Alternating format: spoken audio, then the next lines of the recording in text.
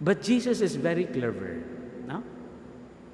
Jesus is challenging us today with this profound, radical, and out-of-the-way practical teaching of His call to love. Naisumpay, to love our enemies. Ha? Sure ka, Lord? Higugmaong yun ang kaaway? Mauna ang atong Ginoo. You will agree with me that this resonates deeply within our daily relationships. There will always be disagreements, misunderstanding, conflicts that will arise in our lives. Every day na ha? Kay gibuhat man ta nga naay kasing-kasing, gibuhat man nga naay pangutok, gibuhat nga ta nga tawhanon mga kaigsuonan. We are not alien, of course, to Jesus' call of love. Love God with all your heart, with all your soul, with all your mind, beyond somebody, more than anyone. But this love has a catch and a twist. When we love God, we need to love our neighbor as we love ourselves. How easy it is to love God. I love you, Lord. Praise the Lord. And to pray to Him. Sayon kaayo mga kaigsuonan. But then, when it comes to relating our very families, pamilya palang daan, nagkagubot na. Aminin. Neighbors, community members, co-workers, and friends, lies the difficulty of creating harmonious relationships with them. Dili gyud lalim o dili dali ang maayo nga pakipagrelasyon sa atong isig katao. The teaching of Jesus, this teaching of Jesus, is a call to action, an invitation not to react but proact, be proactive, and to transcend the pettiness of our hearts and embrace a love that knows no bounds, a love that knows no conditions. Naada nad magyuta nga maglagot, masuko, mangagot ang ngipon, manibalos ug daghang paagi. Mao man ay atong business, no? We are naturally inclined to reciprocate negativity with negativity. Mga nega man tatanan halos. To meet hatred with hatred and to seek revenge with perceived wrongs. Okay naanad ta, nahimo na noon na nga parte gyud sa atong kultura mga kaigsuonan. But here comes the divine revelation, the divine intervention rather of Jesus. Jesus urges us to break free. To break free. Nga mahimo tang gawas nun from this cycle of violence, an eye for an eye, a tooth for a tooth, nga mao nang ginaingon sa panahon ni Jesus, lex talionis. And embrace a higher path, a path that paved the way to understanding, acceptance, and forgiveness. Let us turn to the wisdom of our saints on how they live this virtue of loving our enemies. Saint Augustine reminds us, love and do what you will. Love at its essence is the guiding principle. When love permeates our actions, it will lead us towards justice, peace, and reconciliation. Ug na ako'y i-warning, kita halos naanad kami, makarma niya ka. We are using the karma word. By the way, karma is not our way. Karma is the Buddhist way. Huh? We Catholics believe that God is just. There is justice. Ana agi justisya mga kaigsuonan, di lang kay karma-karma, no? It is not karma, pero hostisya. Because God is just. Just wait, and justice will be served. Saint John of the Cross speaks of purification, stating that in the evening of life, we will be judged on love.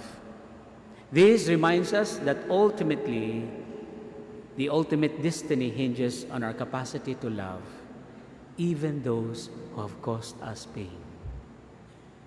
Maunang, love your enemies. Bisan sa mga naghimo nimo og dili maayo. Bisan sa mga tao naghimo nimo og dautan. Kay maumang ka na ang paagi ni Kristo. Saint Teresa of Avila encourages us to see things of God in the image of everyone, saying, Christ has no body but yours, no hands, no feet on earth but yours. This compels us to act like God, to see like God, to extend His love and mercy even to those who persecute us. Diba si Pope Francis na ay gisulat nga libro, The Face of God is Mercy. Ni palit gyud ko ana, wa na ko kay balog asa na to. A beautiful book. Nakahimamat ko og taxi driver si Boy. When I ride a taxi, kigistorya ko. Karong panahon na kigistorya ko og election. Pero kanilahi among istorya. Last Tuesday pa niya. And he asked me, pare ka? Yes. Kaya nakita ko niyang nisakay dito sa likod sa buhisan sa Don Bosco. And he shared his Catholic way of evangelizing, that when he asked his passengers, are you Catholics? Iya dang ingnon, please pray the rosary. As far as enemies is concerned, kaya ako siyang gipangutana, how about loving your enemies? How do you deal with your enemies? Niingon siya, I will not mind them. Dili na ako sila huna-hunaon, Father. Pabayaan lang na ako sila. Palabyon lang na ako sila. And I told him also my way of dealing with those who wronged me. Sa akong kaugalingon nga prinsipyo o pagkatao, ako mingon ko, I will not allow you to make me miserable. Gihimuan ko nimo sa ingon, naghimo ka na kog dautan, distansya amigo, diha ra ka. Di man ta katapot og lawas, di ba? Di man ta dikit. Ngano man jud kinahanglan kong masakitan. Ngano man jud maapektuhan ang akong pride. You have no power over me to make me angry, bitter, and to be a hater because of your wrongdoings. Imo man na, ug batik kag batasan, imo ra na, ay kog apila. Nan, mao na ako ha, ay mo panundog. The best thing to remember is Saint Teresa of Avila's way of thinking. I told Boy, the taxi driver, remember that God is love, and love is God.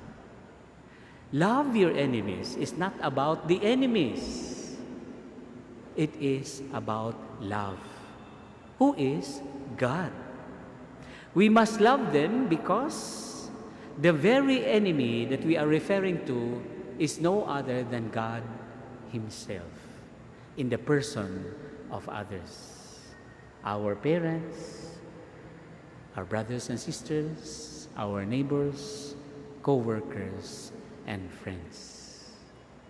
Do you agree? Dili ang kaaway, ang gugma nga mao ang Ginoo nga naa sa atong isig katao.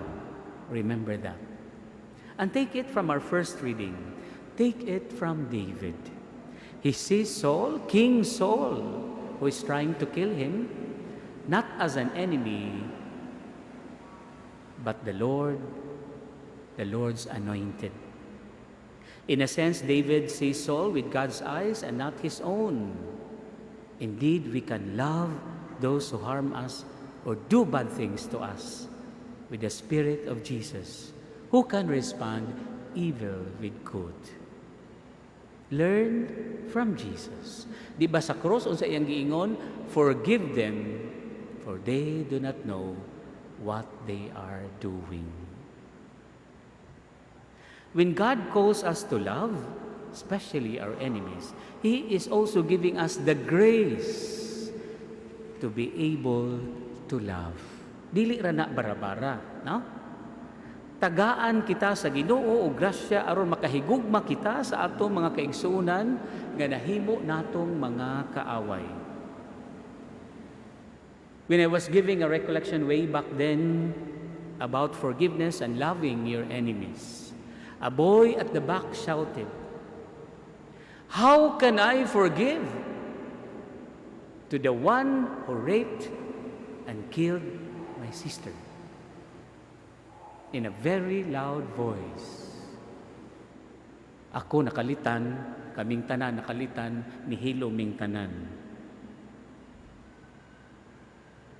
But I slowly regained composure and I said with the Holy Spirit,